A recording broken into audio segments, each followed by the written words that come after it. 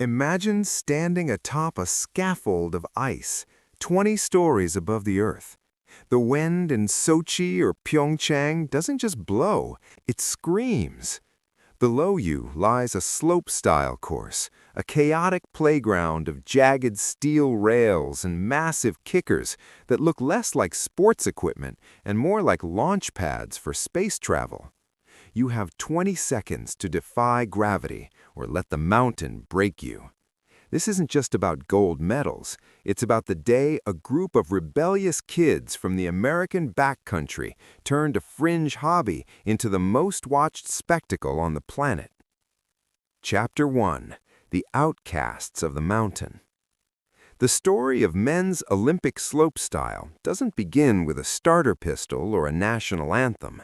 It begins in the 1990s in the no snowboarding zones of Vermont and the Sierra Nevadas.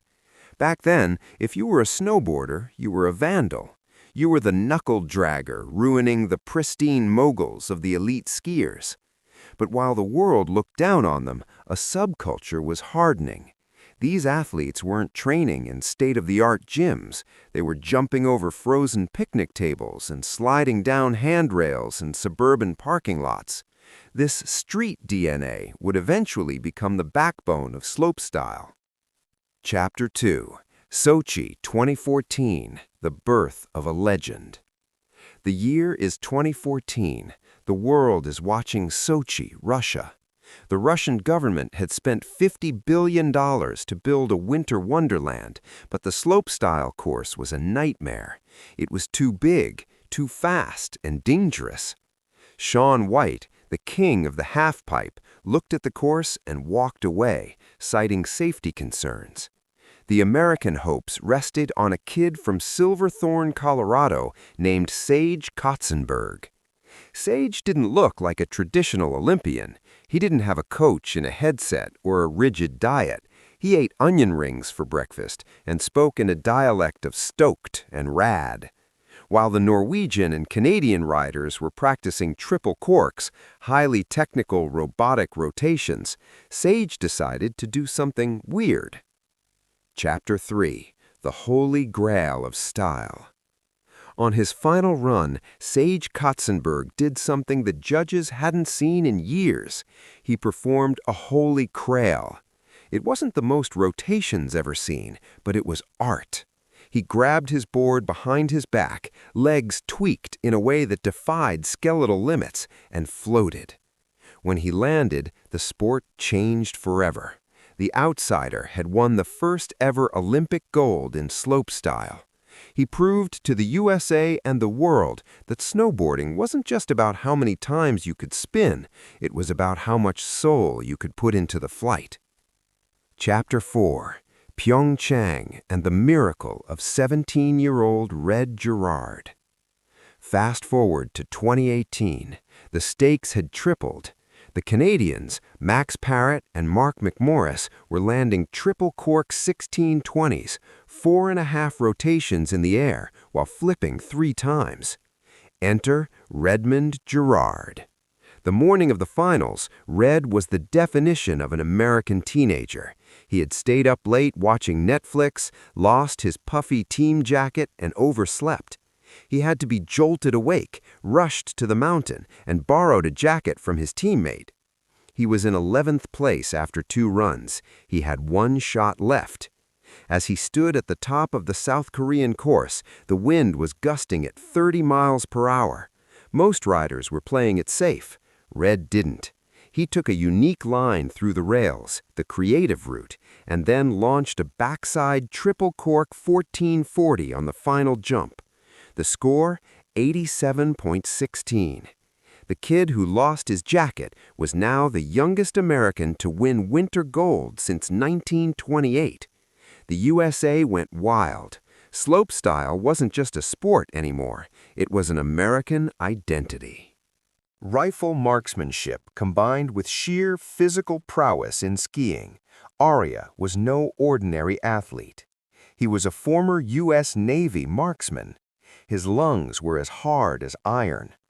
The height of Anthal's was 1,600 meters above sea level.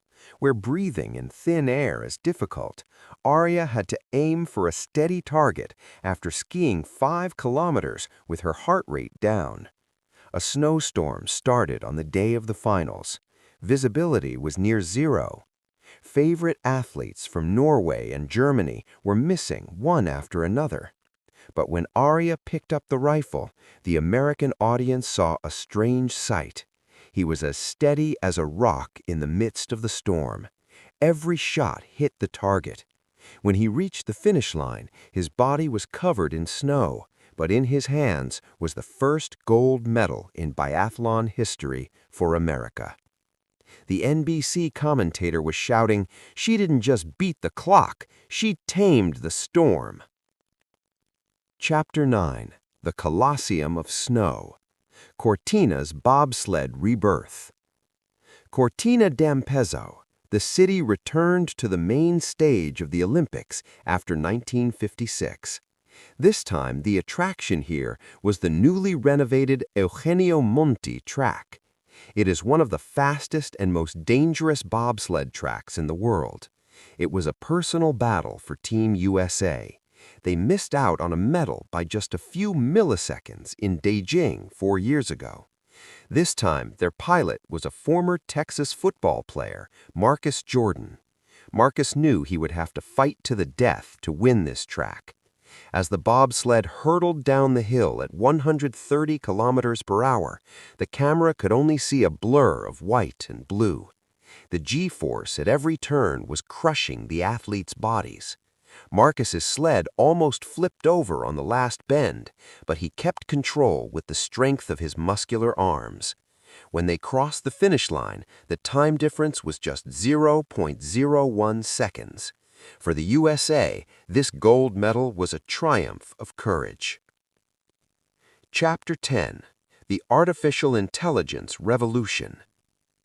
The 2026 Olympics will be remembered not only for the games, but also for the technology. AI judging technology was used for the first time in Milan's ice rinks. In events like figure skating and snowboarding, where human judgment was accused of bias, AI was analyzing every movement with millimeter precision. As American snowboard legend Chloe Kim delivered the best ride of her last Olympic career, the AI screen displayed her height, rotation speed, and landing balance in real-time graphics. Viewers could sit at home and watch how science meets art. When Chloe Kim won her 3rd gold medal, it was not just an athlete's triumph, but a technologically recognized excellence.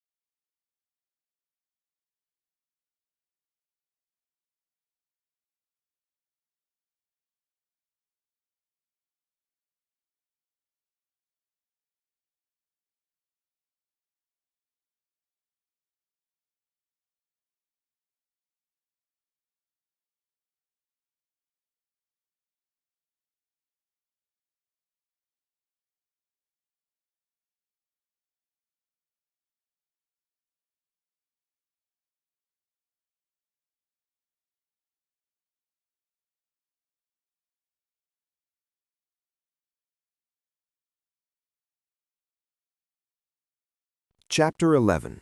The Shadow of the Crimson King. In the early 2010s, Shaun White, known globally as the Flying Tomato, was more than a snowboarder.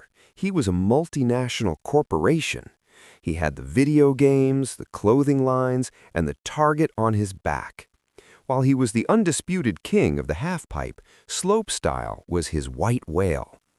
The USA audience loved a crossover. They wanted to see if the greatest pipe rider in history could transition to the Wild West of the slopestyle course. In the lead-up to Sochi 2014, the pressure was suffocating. NBC had built their entire primetime marketing campaign around White winning 2 gold medals in 2 different disciplines. But slopestyle is a cruel mistress. It requires a different kind of pop. In the pipe, you use the transition to generate speed. In slopestyle, you have to fight the flat-bottom impact of a 60-foot drop. During practice, White took a terrifying slam on the rails. He looked at the massive triple jumps, the very ones that would eventually crown Sage Kotsenburg, and made a choice that shocked the nation. He pulled out. The king had blinked. But in his absence, a vacuum was created, and the young guns rushed in to fill it. This moment marked the end of the solo superstar era and the beginning of the Wolfpack era of American snowboarding. Chapter 12. The Brotherhood of the Van. To understand the 50,000-word reality of this sport, you have to look past the Olympic Village. You have to look at the Project Detour vans. While the elite skiers were staying in 5-star hotels with physical therapists, the American slopestyle team was often a group of teenagers living out of renovated Ford Econolines. They parked in the lots of Mammoth Mountain and Breckenridge, cooking ramen on camping stoves and filming each other on iPhones. This vagabond culture is why the USA remains dominant. There's an unspoken rule in slopestyle. If your friend lands a trick, you have to land it better. This isn't coached, it's tribal. In the 2020s, riders like Dusty Henriksen and Luke Winkleman began a push-pull dynamic. They would spend 8 hours a day on the T-bar lift, hitting the same rail 300 times until their shins bled.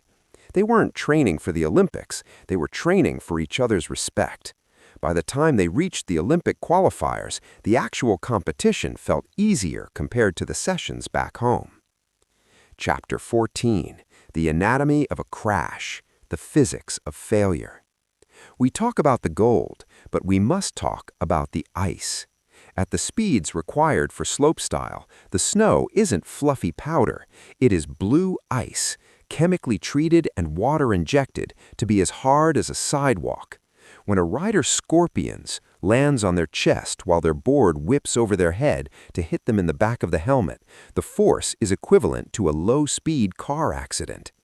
In the 2022 Beijing qualifiers, the world held its breath as several top-tier riders were carted off on sleds. The wind was a crosstail, the most dangerous kind. It pushes the rider sideways in mid-air. To survive, the athlete must use their arms like gyroscopes. L equals I times omega is the law of the land.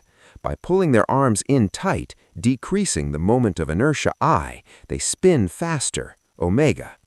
To slow down for the landing, they starfish their limbs out. If the wind catches a starfish at 50 miles per hour, it can flip the rider like a piece of paper. This is the hidden battle every audience member feels in their gut but doesn't see on the scoreboard. Chapter 15. The Style Tax. The American Protest. In recent years, a civil war has emerged within the sport. The technical robots, who favor more spins, versus the stylists, who favor more tweak. The USA has led the style protest. Riders began intentionally doing fewer rotations but holding their grabs longer. A mute grab held for 3 seconds while floating 80 feet is, to an American purist, worth more than a 3-cork 10-footer where the rider looks like a flailing ceiling fan. This tension came to a head in the most recent World Cups. The judges, pressured by the core snowboarding community, began rewarding creative use of course. Instead of hitting the jump straight on, the Americans started gapping, jumping over the stairs entirely, or sliding the donkey kink on the rails. They turned the rigid Olympic course into a jazz improvisation. Chapter 15, The Final Stretch, Why We Watch. As we look toward the 2026 Winter Games in Milan Cortina, the narrative has come full circle. The kids who grew up watching Sage Kotsenburg and Red Gerard are now the veterans. The boards have changed, carbon fiber stringers and magna traction edges now allow for turns on sheer ice. The suits are aerodynamic, but the man on the board remains the same, a person willing to trade their physical safety for a moment of perfect crystalline silence at the apex of a jump. When the American anthem plays over a slopestyle podium, it isn't just for a sport, it's for the culture of the misfits who took over the mountain. From the no snowboarding signs of the 80s to the prime-time global stage, the journey of slopestyle is the ultimate American underdog story.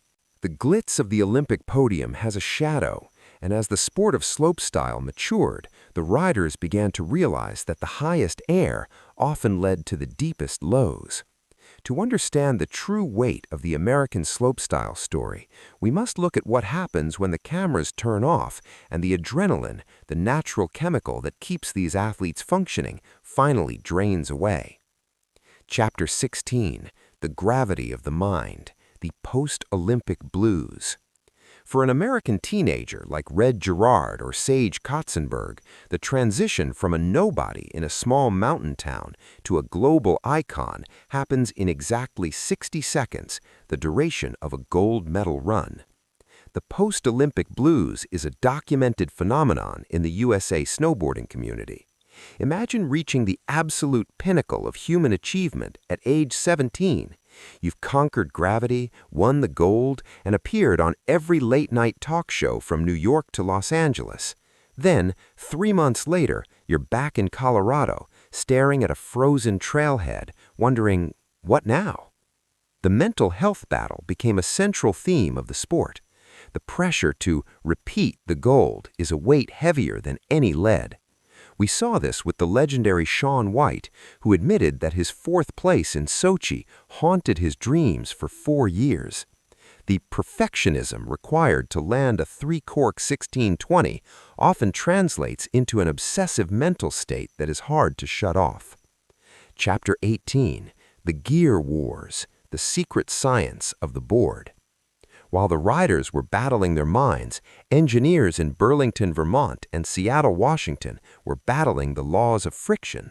The boards used in the early days of slopestyle were essentially glorified planks of wood. Today, a competitive slopestyle board is a masterpiece of aerospace engineering. The core, using paulownia and aspen wood strips layered with carbon fiber V-stringers that act like a catapult, snapping the board back into shape after a flex to provide pop. The edges, magna traction technology, serrated edges like a steak knife, was developed specifically to allow riders to hold a carve on the blue ice of Olympic jumps without washing out. The wax, this is the dark art of the sport. Teams hire wax techs who use secret fluorocarbon blends. If the snow is minus 10 degrees and the humidity is 20%, the wax must be different than if it's minus 2 degrees. A mistake in wax choice means a rider doesn't have enough speed to clear the 60-foot gap.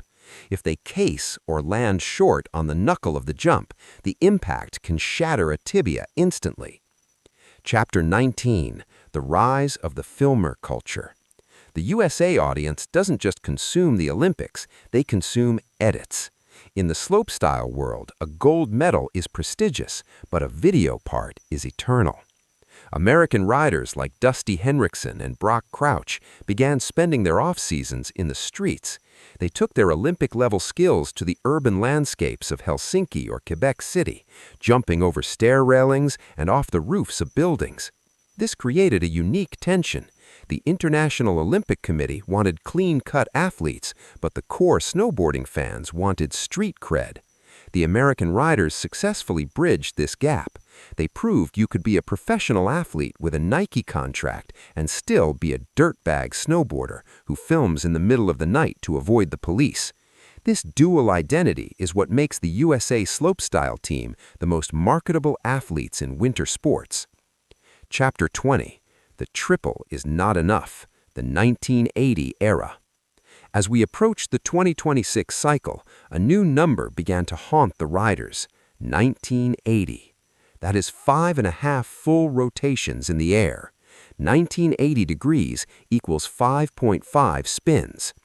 When Taiga Hasegawa and the USA Youngbloods started whispering about the 1980, the veterans shook their heads. At that speed of rotation, the centrifugal force is so high it starts to pull the blood away from the rider's brain. It is the G-force of snowboarding. The safety versus progression debate reached the U.S. Ski and Snowboard headquarters. How much can the human frame take? The answer, it seems, is always more.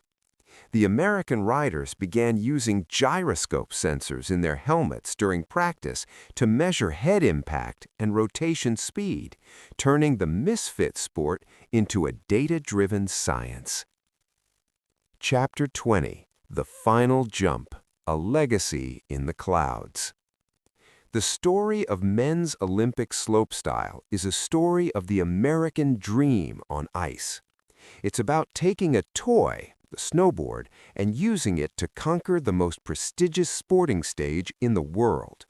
It's about the kid who forgot his jacket, Red Gerard, the kid who ate onion rings for breakfast, Sage Kotsenburg, and the veteran who refused to give up his crown, Shaun. They showed the USA audience that winning isn't just about the score, it's about the stomp. The stomp is that moment when a rider lands perfectly bolt upright, hands out, gliding away from a 100-foot jump as if they were just walking off a curb. It is the ultimate expression of human grace under extreme pressure. Epilogue. The 2026 Horizon. As the sun sets over the mountains of Cortina, Italy for the upcoming Games, a new generation of American riders stands at the top of the scaffold. They aren't just carrying boards, they are carrying the history of a 30-year revolution. They look down the icy slope, adjust their goggles, and drop in. Because in slopestyle, the only way to find out where the limit is to cross it.